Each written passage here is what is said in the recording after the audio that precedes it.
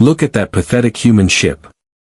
Seriously, they sent just one ship against our armada. First Mate Drang shrieked, her scales quivering with barely suppressed laughter. The entire bridge crew of the Corellian flagship erupted in jeers, their jaws clicking with what their species considered loud laughter. Supreme Commander VX Thor of the Corellian Dominion adjusted his ceremonial battle cloak, blinking his 4 eyes in turn as he studied the lone ship on the screens. How desperate they must be. One tiny ship against 27 warships. Having destroyed Earth's orbital defense platforms in less than 6 hours, the Corellian fleet expected surrender, not resistance. The human ship, identified as the HSS Defiance, was tiny compared to the 27 Corellian ships. Its design was distinctive, streamlined, with few weapons ports and a seemingly disproportionately large engine bay. It resembled a transport vessel more than a warship. Open communications, VX Thor ordered, straightening his imposing, nearly 3-meter-tall frame. The main screen displayed an image of a dark-skinned man with silver streaks in his hair, styled with military precision. "This is Captain Alana Sang of the Human Systems Resistance Alliance," she said calmly, showing no sign of fear. "I am authorized to negotiate terms." VX Thor's jaw parted in what his species considered a smile. "There are no terms for negotiation, human. Your planet has rejected our generous offer of protection within its domain. The punishment for such arrogance is orbital bombardment. Your attempt at resistance has been noted, but it is futile." Captain Sang nodded slightly. "I understand. Before continuing, may I ask why the Corellian Dominion expanded into this sector? We believed we had established peaceful relations with all neighboring civilizations." The bridge crew exchanged amused glances, appreciating the naivety of the question. "Resources, Captain," Bactor replied dismissively. "Your system contains 17 elements essential to quantum entrainment technology. Your species has barely begun to comprehend their potential, so your claim to them is tenuous at best." "I see," Zong replied. "Have you conquered other worlds for similar reasons?" 36 worlds in the last solar cycle, VX Thor boasted, snapping his jaws proudly. "Your Earth would be number 37. Though I will admit that none of you have ever sent a single ship as a last resort. It's almost admirable in its absurdity." Captain Sang's expression did not change. "We are a peculiar species, Commander. We prefer quality over quantity." A light flickered on her console. She glanced down briefly. "Apparently, we've completed our scan of your fleet. I'll continue. Interesting configuration. Your shields are designed to disperse energy weapons and deflect kinetic projectiles, quite effective against conventional warfare." Behind her, researcher Kai Chen worked tirelessly at his station, completing calculations with a deliberately neutral expression. First Officer Nadia Okafor hovered over the deployment controls, her gaze fixed on the captain, awaiting the signal. In the Lunar Defense Command Center, General Abasai watched the proceedings with a tense posture, surrounded by tense officers. The fate of billions depended on what happened in the next few minutes. Years of secret research, ethical debates in closed committees, and theoretical discussions had led to this moment. "Deployment backpack ready," Chen whispered off camera. Baxter's patience was wearing thin. "Enough distractions. Surrender, or you and your entire species will be destroyed." "Actually," Sang said, hovering her finger over the controls, "I wasn't stalling, I was confirming a theory." Her voice dropped, almost conversational. "You see, Commander, we humans have taken a different approach to weapons design. We don't believe in carrying too many weapons, only the ones we need." The tactical officer's scales flattened in alarm. "Commander, I've detected an energy signature. It doesn't match anything in our database." "Target their ship," VX Thor ordered irritably. "End this farce, sir," his weapons officer reported, puzzled. "Your ship is disabling all systems. They're completely silent." On the screen, Captain Zangus smiled faintly, almost apologetically. "Forward, Commander," she said softly. When everyone is expecting you to arrive with the fleet, sometimes all you need is the right weapon. Her image faded as the Defiance went dark. BX Thor's jaw clicked in irritation. What just happened? Where are they, sir? The weapons officer repeated. We detected something small. It was launched from your ship, from the Defiance's seemingly vast engine room, a single probe, no bigger than a man's fist. It moved at almost imperceptible speed toward the Corellian fleet. Dominion sensors registered it, but classified it as debris or a malfunctioning comm buoy. Ignore her, UX Thor ordered. Find your ship on the Defiance's darkened bridge, lit only by emergency lights. Captain Sang whispered, they laughed at our puny warship. Let history remember we only had to fire once. The tiny probe reached the center of the coral formation. The tiny probe hovered in space, seemingly harmless. Inside the Defiance, the crew held their breath. Offset 3, 2, Kaichin counted in a barely audible voice. The probe exploded. There was no explosion, no flash of light, no shockwave. Instead, a perfect sphere of absolute darkness expanded with incredible speed. In 3 seconds, it engulfed the entire coral fleet. In 5 seconds, it was a dot again and vanished. Where 27 warships had once been, now there was only empty space, no debris, no radiation, nothing. The Defiance activated, its systems coming back online one by one. No one on the bridge spoke. They had just changed the course of human history. 3 weeks ago, Captain Sung was leading routine patrols in the Kuiper Belt when a transmission came in. Captain, to the bridge. First Officer Okaford's voice was tense, alarmed. By the time Sang arrived, General Abasai's grim face appeared on the main screen. Captain, return to Earth immediately. Alpha priority. Corellians have entered our system. Hours later, Sang learned the truth. An armada of Corellian ships had bypassed early warning systems and established itself beyond Neptune's orbit. Their message was simple: Earth must accept protected status within their domain or risk orbital bombardment. Humanity was given 28 days to decide. They want quantum resonance materials from our crust. Defense Minister Ching explained during an Emergency Security Council meeting. The same elements we used in the Einstein-Rosen project. What military options do we have? President Alvarez asked. The chiefs of staff exchanged worried glances.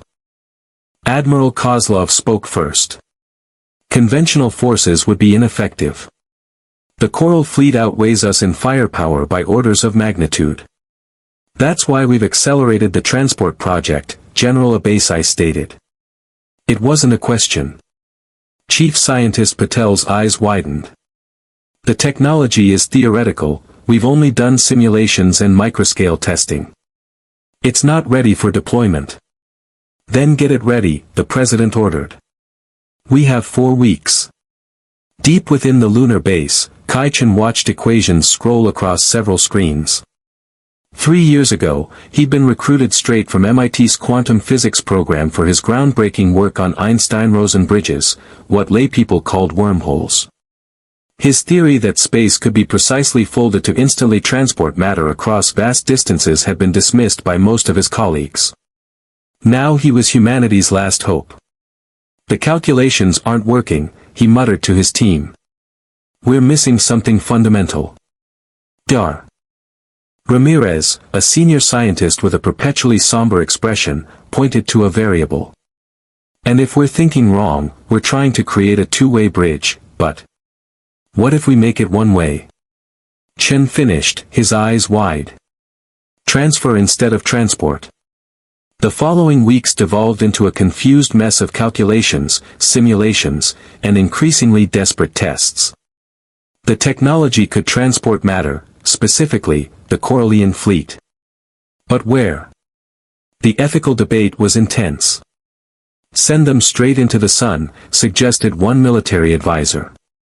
We're not going to commit genocide, President Alvarez stated firmly. Find another solution. Chen proposed a target, empty space near the Andromeda Galaxy. Millions of light-years away, but the survivability there is acceptable, and the Corellians have adequate life support. There's no way they'll return in our lifetime, Okafor noted when the plan was presented to the Defiance crew. But they'll survive, Sang replied. Humanity will not begin its interstellar diplomacy with an act of mass murder. Not everyone agreed.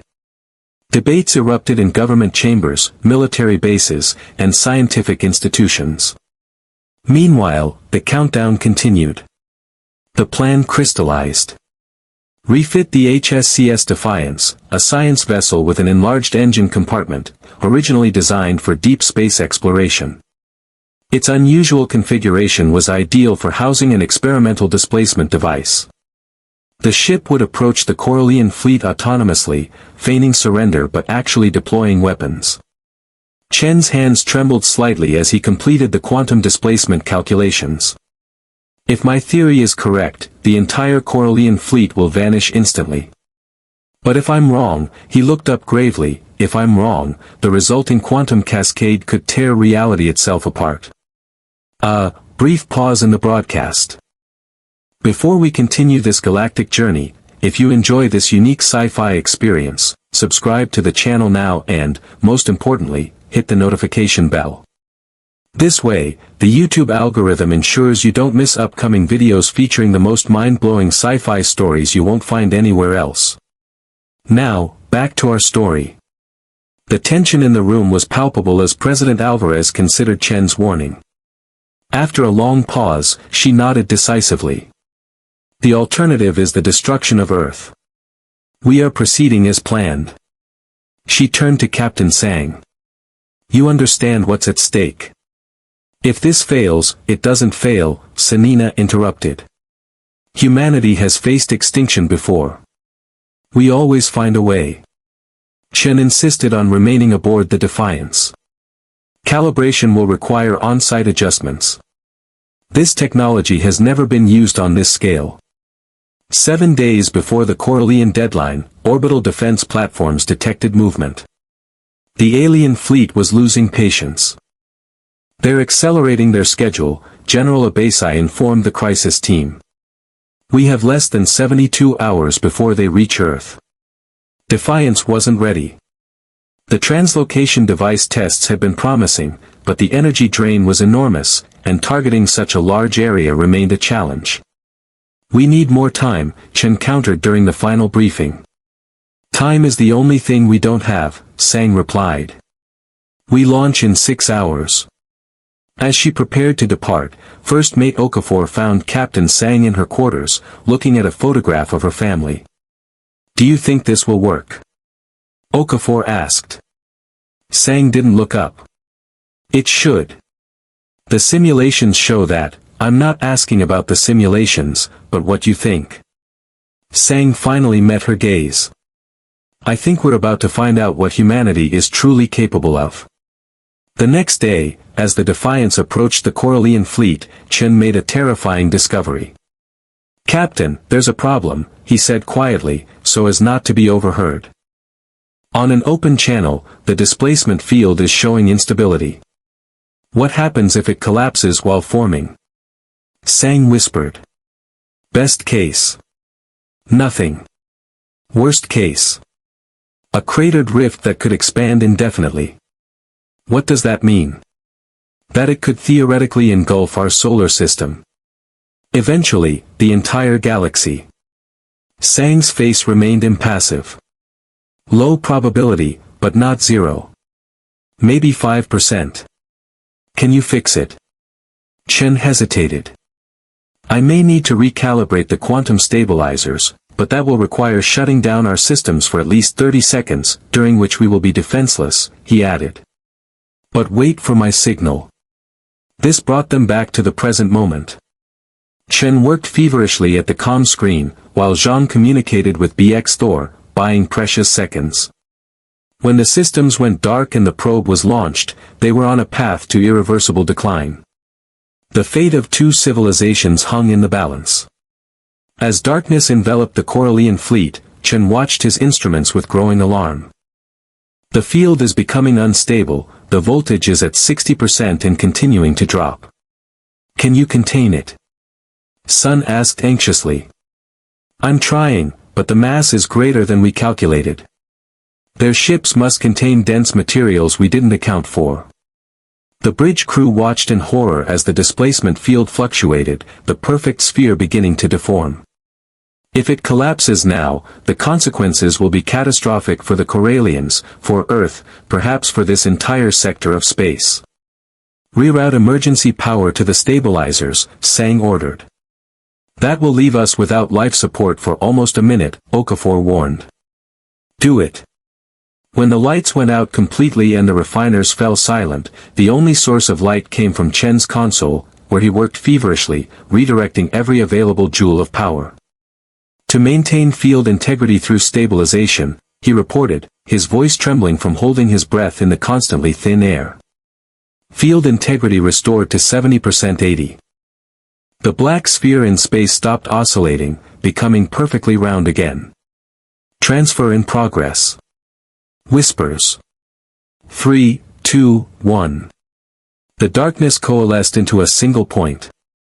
It vanished along with the entire coral fleet. For several agonizing seconds, no one moved. Then the emergency systems reactivated, and life support resumed using backup power. Transition successful, Chen reported, checking the readouts with disbelief. Destination coordinates confirmed. Corellian fleet moved approximately 2.7 million light-years toward the Andromeda Galaxy. Captain Sang took a deep breath before sitting up straighter in her chair. The Corellian ships are intact, Chen confirmed. Their life support systems should be functional. They have sufficient resources to survive for several years, possibly decades. Enough time to establish a colony on a suitable planet if they find one, Okafor added, and no possibility of threatening Earth in our lifetime. Sang concluded quietly. She tapped the console. Overruling lunar command. Mission accomplished. Corellian threat neutralized without casualties. In the Lunar Defense Command Center, General Abasai's rigid posture relaxed only slightly. Affirmative, submission. Good work. Return to Earth. His aide approached cautiously. Sir, we should prepare a statement for other civilizations monitoring the situation. Abasai nodded slowly. Yes. Send a coded message to all potentially hostile forces in nearby sectors. Humanity prefers peace, but we are prepared. As the Defiants turned back toward Earth, their mission accomplished, Captain Sang addressed her exhausted crew. What we did today will echo throughout human history. We faced annihilation and found a third option, neither surrender nor destruction. We proved that humanity's greatest strength is not our weapons, but our creativity, our refusal to make false decisions. Chen looked up from the console. Captain, I'm detecting multiple transmissions. It appears all diplomatic channels in the sector have suddenly become very active. Zhang smiled slightly. It appears we made quite an impression. Across the galaxy, intelligence officers from a dozen aggressive empires received the transmission, along with sensor data, of what had happened. Over the course of a typical week, 17 plans for invading Earth were sealed in silence. Humanity would be left with 19 plans, at least for now. 6 months passed. Earth celebrated its unexpected victory, while the Einstein-Rosen transport technology remained classified at the highest levels. To the outside world, humanity presented itself as a peaceful civilization, interested only in trade and cultural exchange. But behind closed doors, defense committees debated how to exploit this newfound advantage. Captain Zhang found the transition to peaceful duty surprisingly difficult. The Defiance had been converted into a diplomatic vessel, visiting neighboring systems with messages of friendship, but wherever they went, she noticed a wary respect in the aliens' eyes.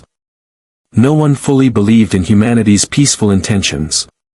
They're sending us a signal, Okafor announced as they entered the Proxima Centauri system for scheduled negotiations with the Centauri Alliance. It's urgent. The message was brief but alarming. Earth needed the Defiance's immediate return. Another threat had emerged. What do we know? Sang asked, entering an emergency meeting at Luna Command 12 hours later. General Abasai's expression was grim. The Quintal hegemony. They've deployed a fleet of 36 warships to the edge of our system. I've never heard of them, Sang admitted. No one until recently, the intelligence director replied. Juan, they're from a distant sector. Apparently, they don't believe what happened to the Corellians was real. Do they think it was a carefully orchestrated hoax, or that it was a unique weapon we can't replicate? Admiral Kotlov Sang added, studying the tactical image. Then we will do the same. We will deploy Defiance, we will use the displacement device. The silence that followed was deafening. That is impossible, Kai-Chen finally said. He looked different, thinner, with dark circles under his eyes. The displacement device was experimental. We knew the risks, but we did not foresee the long-term consequences. What consequences? Demanded Sang. The fabric of spacetime in which the device was deployed had become unstable, Chen explained. Microscopic cracks in reality itself. If we create another displacement field anywhere in our solar system, these cracks could widen exponentially.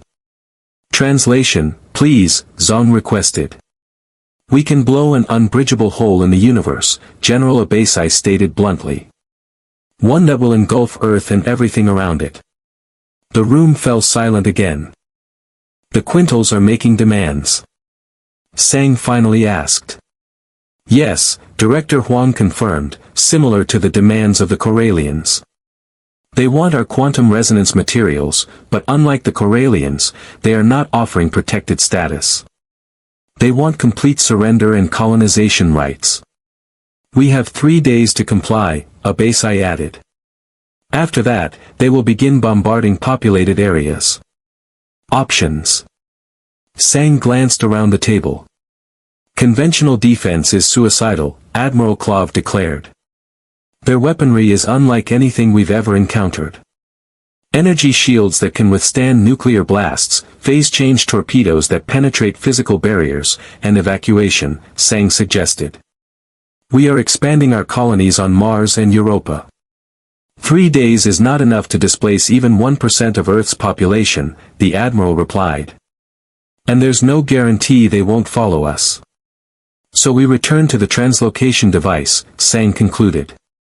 Could we modify it? Use it differently? Chen hesitated. Perhaps there is a way. Not using it here, but delivering it to them. All eyes turned to him. The instability is localized in our solar system, he continued. If we could get close enough to deploy it as part of their fleet, but far from Earth. You speak of a suicide mission, Okafor interrupted. The translocation effect will also disable the ship that activates it. Yes, Chen admitted. Whoever deploys it will be sent to Andromeda along with Quintal Sang. He studied the scientist's face. You've been working on this plan of action all this time, haven't you? Chen nodded slowly. I always knew translocation technology was too dangerous to use repeatedly in the same location. I was developing a portable module, deployable by one person. It would fit on a small research vessel. And you agree voluntarily, Sang concluded. This is my technology, my responsibility. General Abasai interjected. We're getting ahead of ourselves. Director Huang, what do we know about these Chintala? Do they have any weaknesses? Do they have diplomatic capabilities? Very little, Huang admitted. They are extremely secretive. All our information comes from scraps of intercepted communications and reports from other species. Over the past year, they have captured 6 systems, all rich in the same quantum materials. No one has been able to negotiate with them. Wait, Sang interrupted, studying the sensor readings more closely. Those energy patterns on their shields are similar to Corellian technology. Chen leaned forward, his eyes wide. You're right, the modulation is almost identical. They could be related species, Okafor suggested. No, Huang shook his head. Physiologically, they are completely different. The Corallians are insectoid, while the Quintals are more amorphous, gelatinous. So how do they have such similar technology? Sang persisted. The answer startled them all. They use Corallian technology, Abasai stated. That means they had recent contact with the Corallians, Sang concluded. That's impossible, Chen countered. The Corallians are millions of light years away, even with advanced communications technology. The signal lag would be significant, unless they were transported to where we thought they were, Okafor quietly suggested. All eyes turned to Chen, who paled. Instability, he whispered. I thought it was just cracks in spacetime, but what if the displacement was impure and created a fold, a connection between us and us? Are you saying the Corallians found a way back? Abasai asked. Not physically, Chen clarified. But information could have been transmitted through that fold. They could have contacted their allies, told them about the ground, about our weapons. And now those allies are here to test our capabilities, Sang concluded. They know about the displacement device, which means they've likely already developed countermeasures. The weight of this revelation fell on the shoulders of everyone in the room. Their only advantage was undermined. So we're back to square one, Admiral Kozlov muttered. Outnumbered, technologically inferior, and without a secret weapon. No. Sang stood up. We still have one advantage, the very one that has allowed us to survive every existential threat in our history. What is it?